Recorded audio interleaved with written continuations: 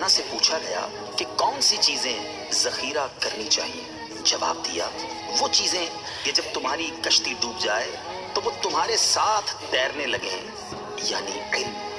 بعض نے کہا کشتی کے غرق ہونے سے مراد موت کے ذریعے بدن کا ہلاک ہونا ہے۔ جو چاہے زندگی ہمیشہ تھام لے وہ علم کو، جو چاہے زندگی ہمیشہ تھام لے وہ علم کو، اگرچہ ڈوبے کشتیاں نہ ڈوبتا یہ علم ہے، اگرچہ ڈوبے کشتیاں نہ ڈوبتا یہ علم ہے۔ نحمده ونصلي على حبيبه الكريم اما بعد فاعوذ بالله من الشيطان الرجيم بسم الله الرحمن الرحيم الحمد للہ عز وجل۔ ہم تلخیص اصول الشاسی پڑھ رہے تھے۔ آج ہم انشاءاللہ عز وجل تلخیص اصول الشاسی کا سبق نمبر 5 یعنی مشترک و مؤول کا بیان پڑھیں گے۔ آئیے شروع کرتے ہیں۔ سبق نمبر 5 مشترک و مؤول کا بیان۔ مشترک کسے کہتے ہیں؟ مشترک کی تعریف کیا ہے؟ بیان کر رہے ہیں مشترک کی تعریف۔ مشترک وہ لفظ ہے جو دو یا دو سے زائد مختلف معنی کے لیے وضع کیا گیا ہو۔ جس لفظ کو دو یا دو سے زائد مختلف معنی کے لیے مختلف وضعوں میں وضع کیا گیا ہو، ٹھیک ہے نا، یعنی وضع بھی مختلف ہو۔ دو یا دو سے زائد مختلف معنی کے لیے جس لفظ کو وضع کیا گیا ہو لیکن ایک وضع میں نہیں بلکہ مختلف وضع میں مختلف معنی کے لیے مختلف وضع کرنے والوں کے باعث وضع کیا گیا ہو، اسے مشترک کہتے ہیں، ٹھیک ہے۔ مشترک وہ لفظ ہے جو دو یا دو سے زائد مختلف معنی کے لیے مختلف وضعوں میں مختلف وضع کرنے والوں کے باعث وضع کیا گیا ہو۔ مشترک کی مثال پیش کر رہے ہیں، دیکھیے مشترک کی مثال۔ لفظ مشتری دو معنی میں مستعمل ہے۔ لفظ مشتری جو ہے یہ دو معنی میں مستعمل ہے، دو معنی میں یہ استعمال ہوتا ہے۔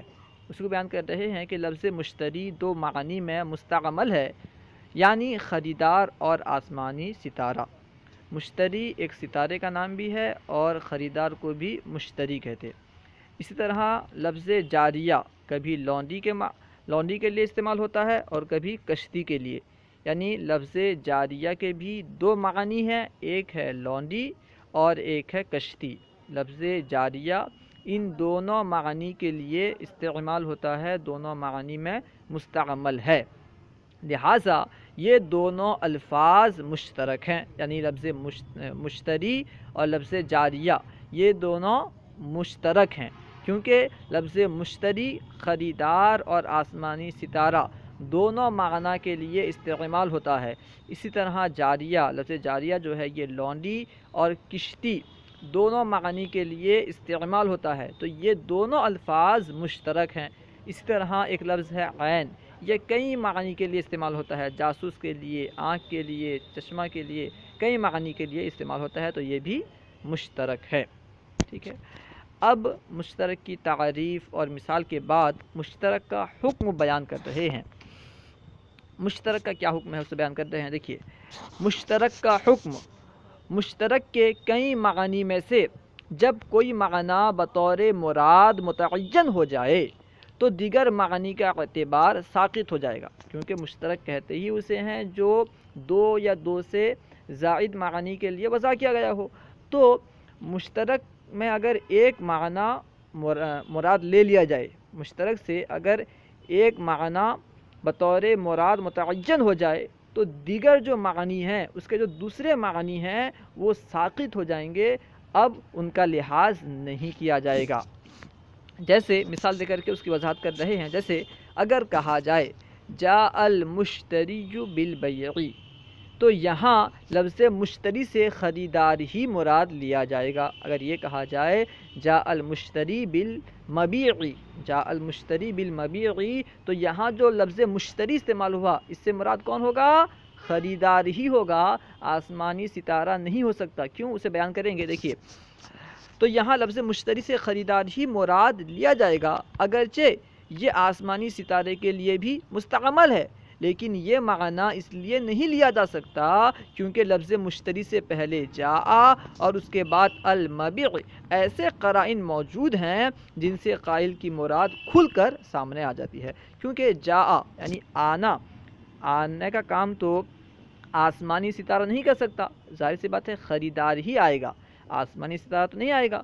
تو معلوم ہوا جب جاء استعمال ہوا، جاء کا استعمال کرنا اس بات پر دلالت کرتا ہے، یہ قرینہ ہے اس بات پر کہ یہاں مشتری سے مراد خریدار ہے۔ اس کے بعد لفظ مشتری کے بعد جو المبیع آیا، یہ بھی اس بات پر دلالت کرتا ہے کہ مشتری سے مراد خریدار ہے، نہ کہ آسمانی ستارہ۔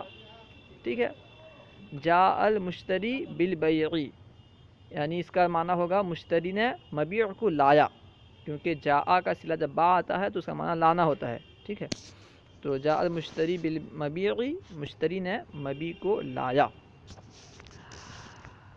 تو اس سے کیونکہ مشتری دو معنی کے لیے استعمال ہوتا تھا، ایک آسمانی ستارہ اور ایک خریدار، یہ جو لفظ ہے جاء المشتری بالمبیع، اس میں جو کہنے والے کا یعنی قائل کا کیا مراد ہے وہ سامنے آ گیا قرائن کی وجہ سے کہ یہاں پہ مشتری سے مراد خریدار ہے، آسمانی ستارہ نہیں۔ تو آسمانی ستارہ کا جو معنی تھا وہ یہاں ساقط ہو گیا، مشتری سے وہ معنی ساقط ہو گیا۔ اب یہاں مؤول کی تعریف بیان کر رہے ہیں۔ مؤول کی تعریف: جب غالب رائے سے مشترک کے کسی ایک معنی کو ترجیح حاصل ہو جائے تو اسے مؤول کہتے ہیں، یعنی مشترک جو کئی معنی کے لیے وضع کیا گیا تھا، غالب رائے کے ذریعے سے ان میں سے جب کسی ایک معنی کو ترجیح حاصل ہو جائے تو اسے مؤول کہتے ہیں۔ اسی کو بیان کیا کہ جب غالب رائے سے مشترک کے کسی ایک معنی کو ترجیح حاصل ہو جائے تو اسے مؤول کہتے ہیں۔ اللہ تبارک و تعالی نے ارشاد فرمایا حتی تنکح زوجا غیرہ، البقرہ آیت نمبر 230۔ ترجمہ کنز الایمان: جب تک دوسرے خاوند کے پاس نہ رہے۔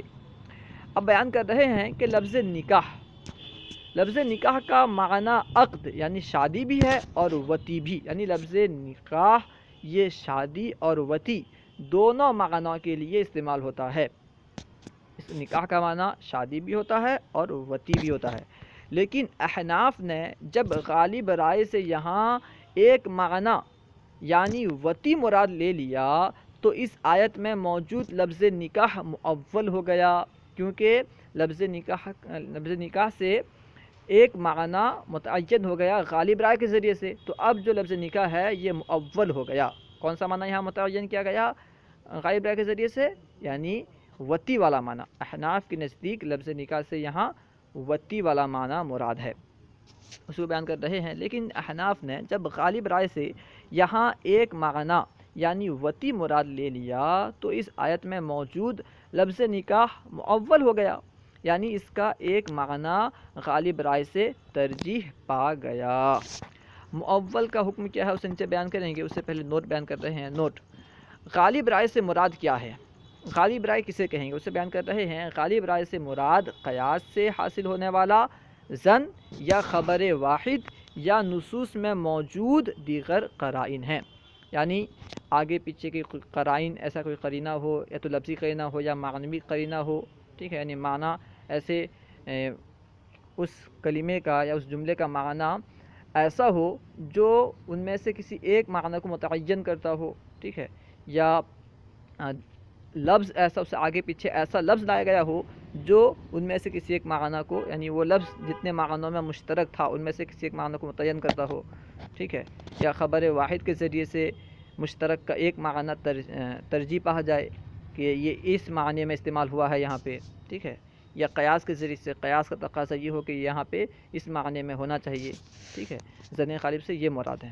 اس کو بیان کرتے ہیں کہ غالب رائے سے مراد قیاس سے حاصل ہونے والا ظن یا خبر واحد یا نصوص میں موجود دیگر قرائن ہیں۔